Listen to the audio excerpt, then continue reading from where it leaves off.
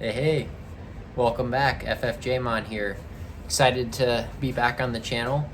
In today's video, I'm going to be doing another Pokemon movie review, and the movie I'm going to be reviewing today is none other than Pokemon Rangers and the Temple of the Sea. So yeah, I'm really excited about this one. I just watched it a couple nights ago. I've seen this movie before, a couple times, but haven't really seen it recently. And unlike the last movie, I took really good notes, so I'm excited to share my thoughts and still pretty fresh in my mind. So excited to share my thoughts on the movie and what I thought about it and give you guys like an overall review of it. So like I do in all my movie review videos, I'm going to first talk about the plot of the movie. Second, I'm going to talk about kind of my likes and dislikes about the movie, what I liked about it, what I didn't like about it. And then lastly, thirdly, I will give a review of the movie out of 5 stars. So if you guys have been kind of following me along in this journey of kind of reviewing all the Pokemon movies, I've started off, from the very beginning with Pokemon the first movie and have kind of been working my way through it. And this is actually the last movie kind of set in the Hoenn region, even though the like mythical Pokemon in this is, I think, a Gen 4 mythical with Manaphy. But yeah, this is kind of, I think, the last movie that is showcasing the Hoenn Pokemon and having like all of Ash's companions from Hoenn being with him on his journey. So like May, Max, Brock, etc. So then the next movie after this is the first movie in like the official first movie in kind of the Diamond and Pearl era with the Rise of Darkrai. So that'll be the next one I watch. But yeah, this is kind of closing out the kind of lost era of Pokemon, or kind of the era where Pokemon was kind of declining a little bit. And yeah, but it's my favorite era, and that was kind of the era I'm most fond of and remember the most. But yeah, I never really played the Pokemon Ranger games at all, but I knew they were a thing. I just never really played them. And yeah, I think it was a DS game. But yeah, I'm excited to review the movie and let you guys know my thoughts. So if you guys enjoy this video, please give it a like and feel free to subscribe to the channel. And I'm going to try to post a little bit more frequently. I know I was been a little bit off on the posting recently. I've just been kind of busy and stuff, but I'm going to try to be more consistent and post a little bit more frequently. But yeah, thank you all for tuning in.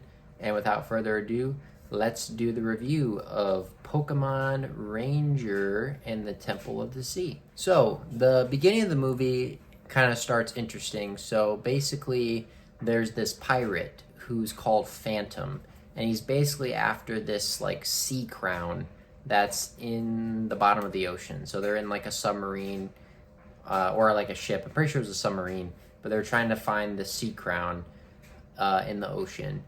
And I think they end up finding, but in order to do that, in order to find the sea crown, they have to find the heart of Manaphy, because Manaphy will are honed in on the Temple of the Sea. We basically find this out later, but like you don't really know initially. But basically, Manaphy has like a homing beacon where it like always knows where the Temple of the Sea is, and the Temple of the Sea like moves around throughout like the ocean.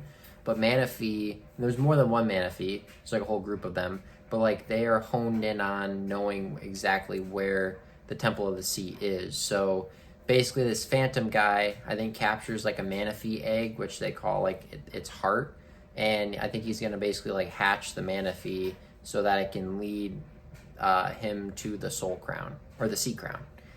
And yeah, basically the start of the movie is they get the egg of Manaphy, but then there's this double agent that he has on board his ship, and it ends up being the Pokemon Ranger Johnny Walker, or sorry, not Johnny Walker, Jack Walker, and he basically steals the egg from the bad guy and ends up escaping the ship. And then yeah, he basically is like a double agent. And you get to see some of his Pokemon Rangering abilities. Like he he has this little stylus that he can like kind of circle around a Pokemon, and then that Pokemon can kind of do his bidding. So he doesn't really catch Pokemon, but he kind of like can have them be on his side when he needs them, like in a battle or something. So he was able to capture like a Mantine when he was exiting the submarine, and that Mantine fought against like a Pinsir and a Parasect that were Pokemon that Phantom had on the ship, or one of his like lackeys. So yeah, so he escapes with the Manaphy egg, and then yeah, I think the next things that kind of come up after that are kind of Ash and gang. They're looking for water because I think they're like lost, and they're in like a wasteland, and they don't really know where they're going. I feel like a lot of times that's how their journeys in these movies start, is like they're just basically wandering around trying to figure out like what to do next. But they're basically wandering around, they're lost, they're in this wasteland, and they find this like floating water bubble, and a girl named, I think, Elizabeth, with a Pokemon, and she's like interacting with these like flying bubbles. And then the gang, Ash and the gang, basically realize that she's part of this like marina underwater show, and they basically use like psychic Pokemon to have like the water form as like bubbles, and then those bubbles like float in the air, and then they do a bunch of tricks and stuff where they like jump into the bubble, and the psychic Pokemon like move the people around and stuff like that. So it's a pretty cool show. And the Elizabeth and her like parents and her grandpa and like some other people are kind of part of this like troupe, and you end up finding out later that they're like ancestors of the people of the water, which are, I think, people that would basically communicate and live in harmony with the Pokemon that were at like the Sea Temple. So they're kind of related to this whole like Manaphy story. So it's one that's a little like ironic, or a little, not ironic, but it's a little bit convenient that Ash and his gang end up just so happen to come across like this person who's crucial to like the plot of the movie. And then we find out that this clown that's part of their troupe is actually Jack Walker, and he's protecting the Manaphy egg with these traveling marina underwater show people. So that's how Ash and them meet up with Jack Walker and Manaphy and stuff like that. So it's all very convenient, of course, for the story, but you know, it's a Pokemon movie, so that's what you're gonna get. Oh yeah, and just some little notes I had here. I like May said that Elizabeth's mom could look like her sister, so she was complimenting her on like her looks. Team Rocket, of course, was following them on like they had a bike that they were pedaling in the sky that had like a like they were gliding basically, and they were following Ash and the gang, figuring out what they were doing.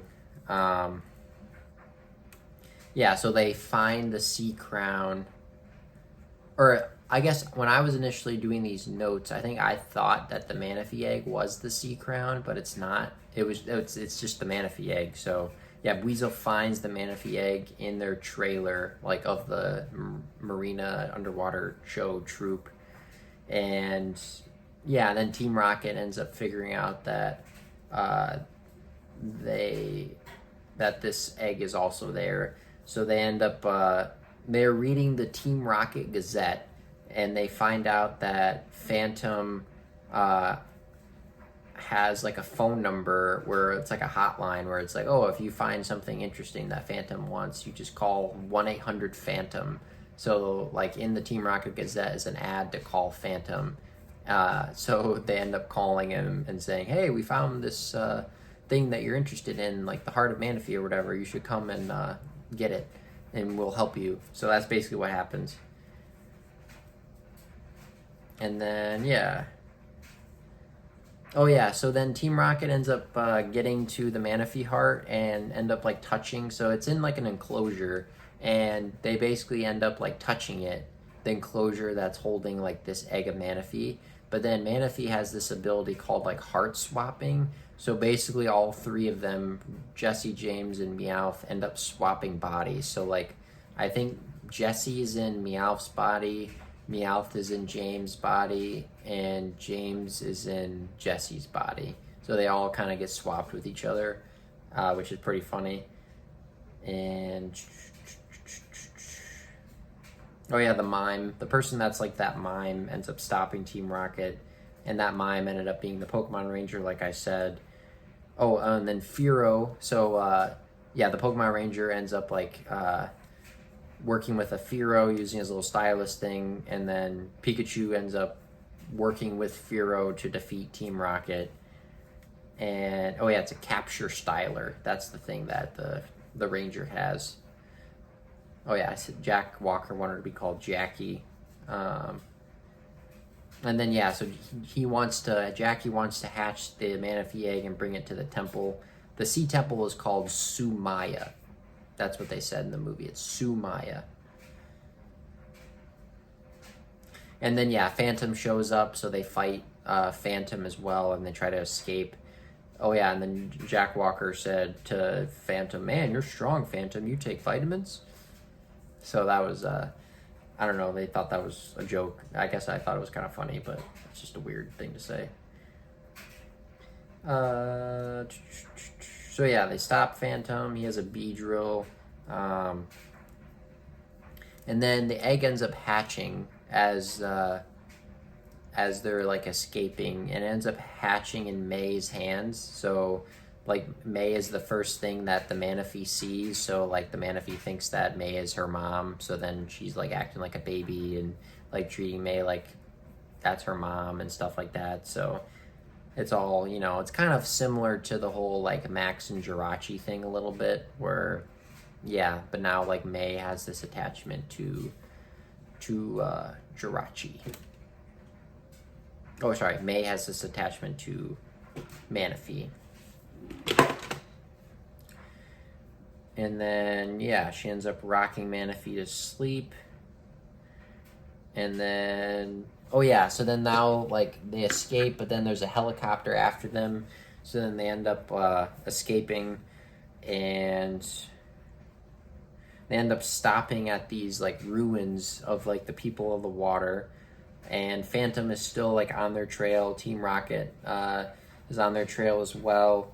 And then they realize that Sumaya, the sea temple, ends up appearing. It will appear at the total eclipse of the moon. So that's when it will appear to them, because like for mostly it's like lost in the ocean. You can never find it, but that's when it appears at the total eclipse of the moon. And then, like I said, Manaphy can locate the temple. It floats with the water.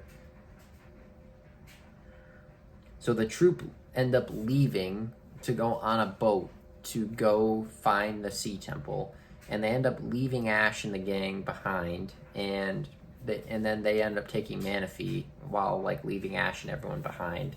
So they're kind of like upset about that.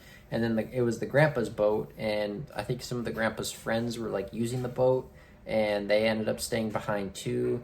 But then the old people that like gave the boat to the grandpa to like go on his adventure, they were sad because like they wanted to go too.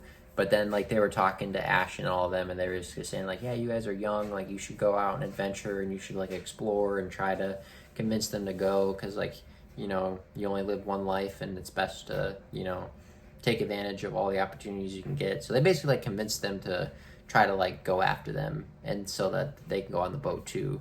So yeah, so Manaphy ended up switching Ash and Jackie's body. Like Manaphy did the heart swap thing again. So then Ash was Jack Walker and vice versa. And then, yeah, I forget exactly all the details, but eventually Ash and all of them like end up getting on the boat too. So now they're all going to find the sea temple. And then they want to, so the descendants want to receive the blessings of the sea like the people of the water did.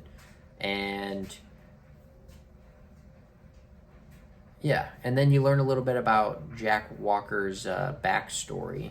So basically, he's a Pokemon Ranger because he wants to save Pokemon because Pokemon saved his life. It was kind of similar to like what happened to Ash in like the first season of the Indigo League, where it may have been the second season, first or second season. Basically, like it's when he was like climbing up a cliff or whatever, and then he was cold and got like trapped inside of a cave, and he thought he was gonna freeze to death. And then a bunch of Pokemon came, or like his Pokemon got out of their balls and ended up like staying to keep him warm so that he wouldn't die. So basically, that's what happened to Jack Walker. Same thing. He was traveling. He got lost. He was in a cave. He was really cold. But then a bunch of wild Pokemon came and basically like warmed him up, and then they ended up saving his life. So that's why he wanted to become a ranger, to save Pokemon, because they saved him. And then, yeah, May and Manaphy bond. Jackie's worried that May is getting too attached to Manaphy, and that Manaphy like will eventually have to go away, so May shouldn't be so attached to Manaphy.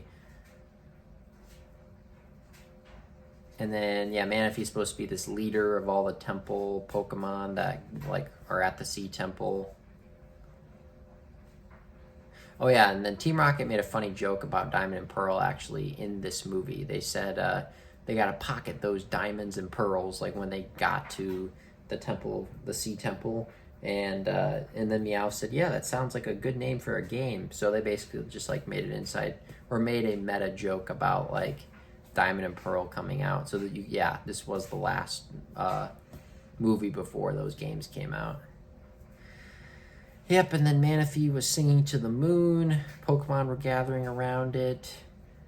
May lost her scarf as they were like going on their voyage. So Manaphy ended up going after it, and then then Manaphy didn't come back. So then they went to try to find Manaphy, and then the submarine got caught in a riptide. Phantom was following them, and then they basically ended up finding the Sea Temple.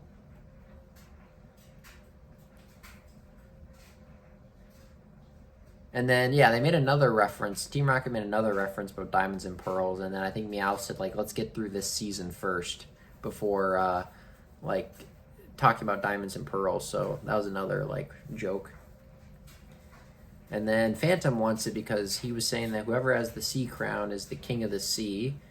And then Phantom ended up taking the sea crown from the temple. And then the whole temple's kind of like in a bubble, so like once you're in it you could breathe air and everything, but then once he started taking the crowns, the jewels from the sea crown, the temple started leaking and water started coming in.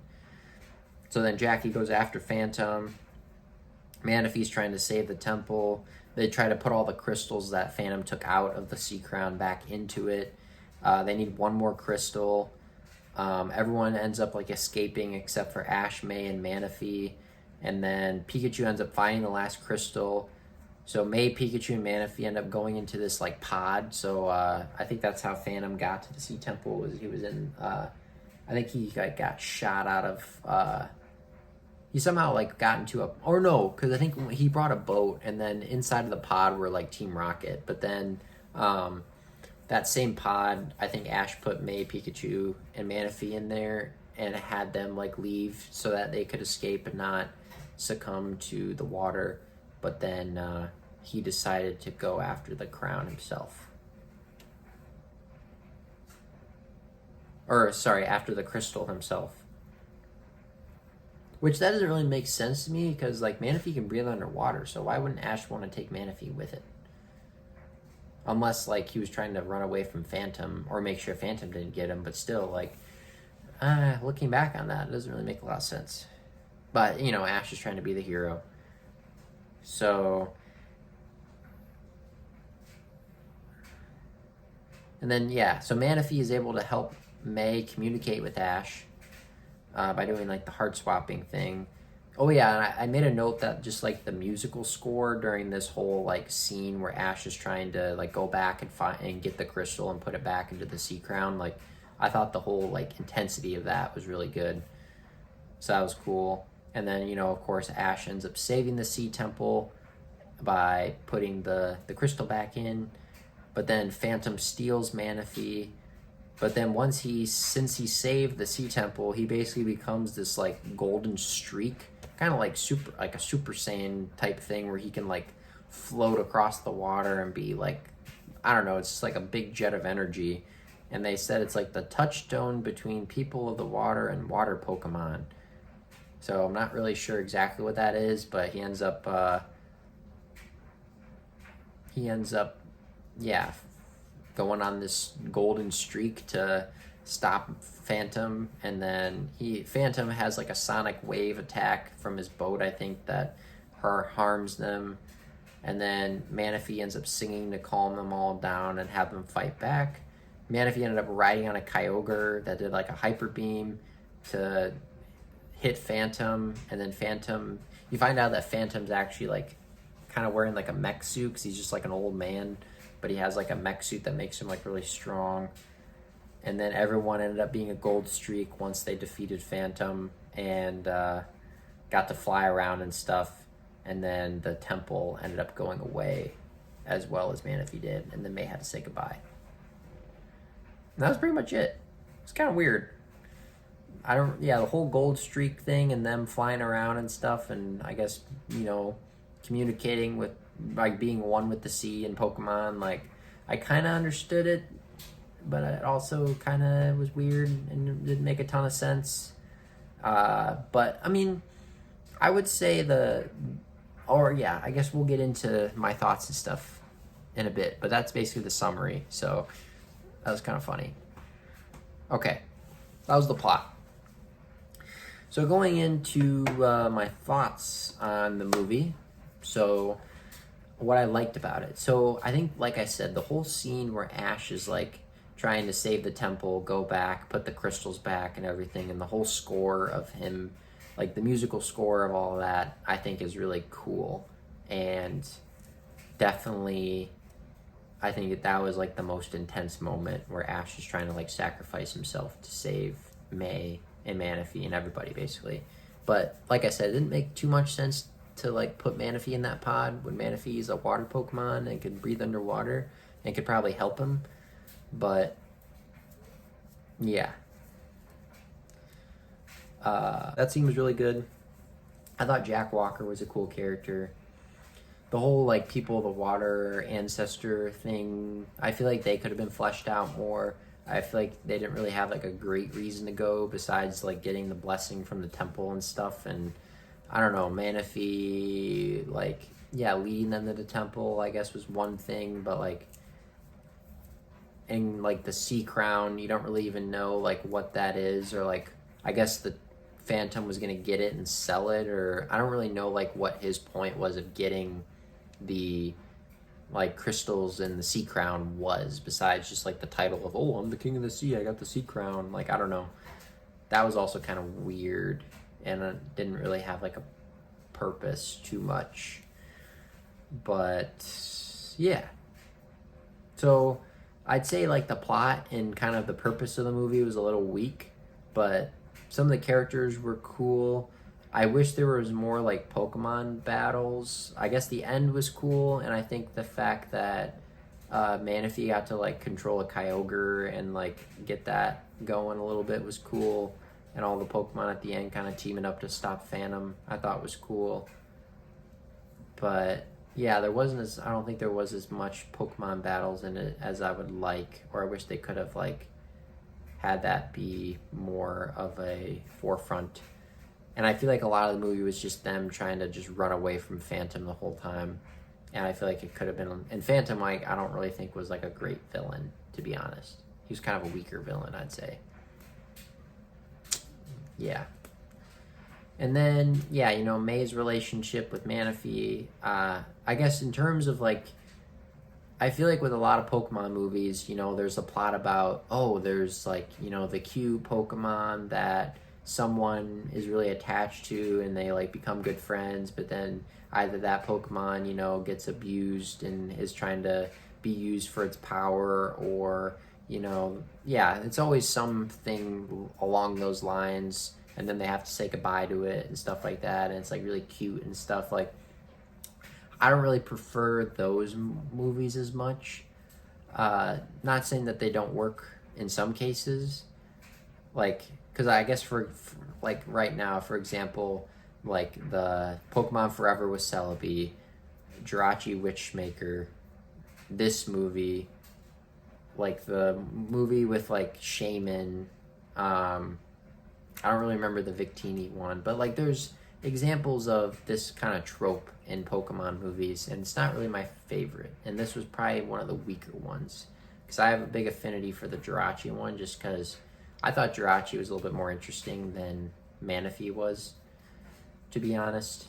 And yeah, I don't know, the relationship between May and Manaphy was, I guess maybe I understand it a little bit more now that I'm older and I myself like am married and have a kid, and the relationship between me and my kid is like very strong, and like I kind of get the familial, like May feels like a mom to Manaphy, and like Manaphy kind of feels like, even though they didn't really meet for that long, but still, like I understand that, and I'd say it kind of hits me a little bit different now that I'm older than maybe it would have when I watched it in the past.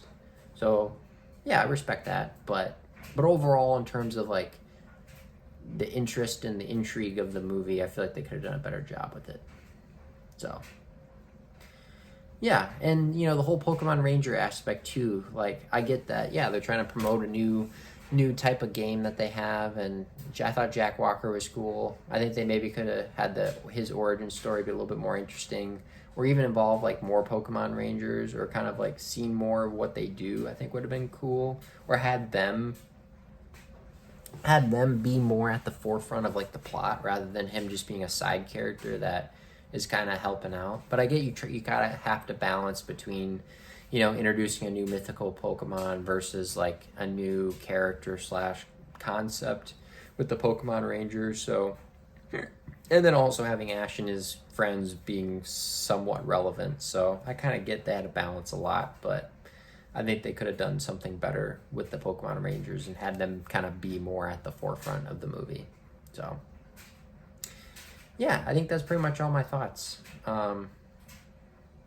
I think when I watched it, because I think I watched this movie maybe like 5 years ago or something, where like this, I remember watching it when I was really young, and then I remember watching it again kind of recent, like within the last 5 years, and then obviously I just watched it like a couple days ago. But I think like when I watched it like the second time, like 5 years ago, I think I thought it was more profound than I thought it would have been. But then, and then I went into this screening thinking that, not really remembering a ton, but thinking like, oh, like I'm probably gonna think it's pretty profound. But then I watched it and I was like, it's not really that profound, or at least not what I thought it was. But yeah, that's kind of my thoughts. So overall, if I were to give it a score out of 5, I gotta start keeping track of like what I'm rating all these movies. I don't really, I guess I kind of just want to view it independently and not really think too much about how I've done other movies within the franchise and how I've scored them. Because I feel like at some point, once I get close to the end, or once I do all of them, then I'll maybe like, you know, put them in a tier list based off of how I gave them a star ranking. And then maybe I'll adjust them depending on like me thinking about it more after I've like, you know, put them in a tier list or something. But I think right now, just independently thinking about giving it a star review, lingering between like 2 and 2.5 stars. Because like, I think the big thing is like, would I rewatch this movie again in like a year? If I wanted to like rewatch certain movies, would I rewatch this movie in like a couple years? And the answer is probably not. So I don't know. Is this the worst one I review?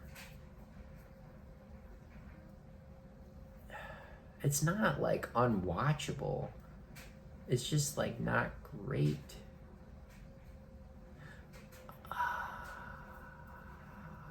Okay, I'm gonna give it a 2. I'll give it a 2. 2 out of 5. Not great. 40%. I mean, not that we're doing percentages, but yeah, 2 out of 5. 2 out of 5. So, yeah, it wasn't great. Could have been better. But yeah, that is my review of Pokemon Ranger in the Temple of the Sea. So thank you all for watching. Appreciate you giving support to me and to the channel. This is FFJmon. Let me know your thoughts and have a great night. Thank you.